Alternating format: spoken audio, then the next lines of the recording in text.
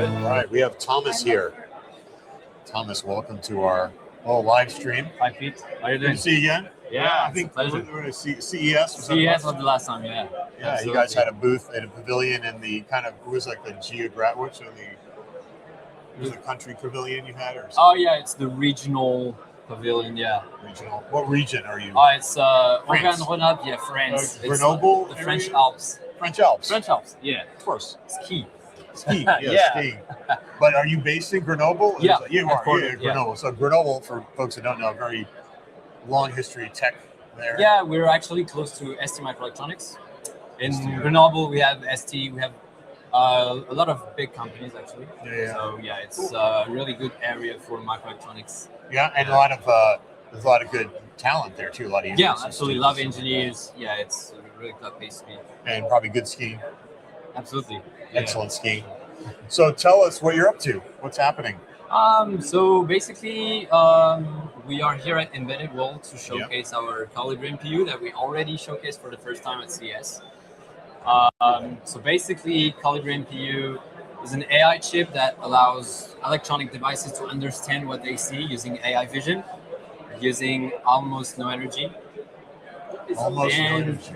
I think I can say that, but we are the only one in the world to be able to How do you measure? do Like, what kind of quantitative measurements do you have around power consumption? So today we have a demonstration for gesture recognition that's running under 1 milliwatt, combining image sensor, AI processing, and communication. Wow, all under 1 milliwatt. Under 1 milliwatt, and it's all running on a solar panel, tiny solar panel. Sure. So we are at EP's booth running our Collider MPU. Okay. Their image sensor, which is also ultra low power, and Dracula Technologies solar panel. I see. So yeah, it's, cool. Yeah, we were just talking to, I don't know if you saw Sumit from Inotera here. Low power kind of spiking neural network stuff. And one of the big benefits of low power is that the deployment costs become a lot easier. Yeah. A lot lower, because like you said, solar power or self-power, self-powered AI sensors that can communicate their status out there. It's pretty powerful, right? Yeah, and I think it also unlocks new use cases, right? Because deploying AI at the edge is complicated, and cloud-based AI is even more complicated if you want battery-powered devices. Sure. So yeah, I think it's really a turning point. Yeah. So what's your favorite use case that people are talking about using your chip for? Well, obviously at CES it was smart glasses, because smart glasses at CES is the thing that everyone wants smart to glasses see. And robots, humanoid robots. Yeah, robots also.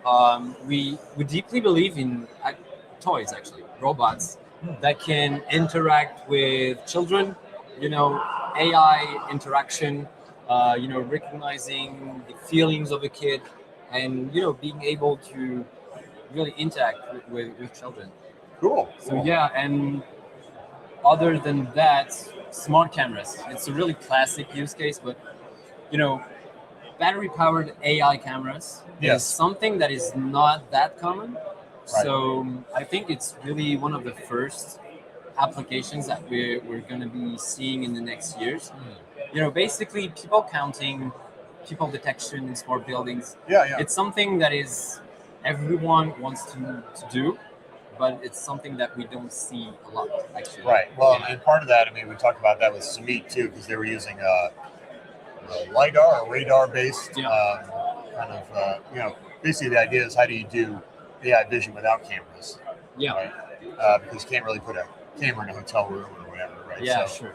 But you do want to do people sensing, you want to do occupancy sensing, things like that. So, and then also if you could do it where it's kind of peel and stick, and the battery is multiple years or whatever, or in the case of a solar one, outdoors it's kind of just completely renewable. That makes the deployment costs pretty much zero. Yeah, absolutely. And we also in the team we like to dream, right? So we want to imagine the next generation of electronic devices. Smart glasses is kind of the future, but it's already there, right? Sure. But we can also think of drones, right? Controlling a drone using our hand is something that everyone wants to do, right?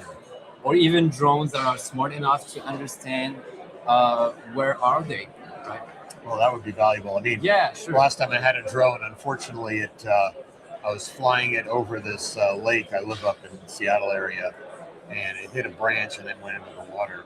Yeah. So maybe there'd be drones that have a little more sense about. Absolutely. You know, spatial awareness would be good. Yeah, absolutely. Not every drone operator is like expert.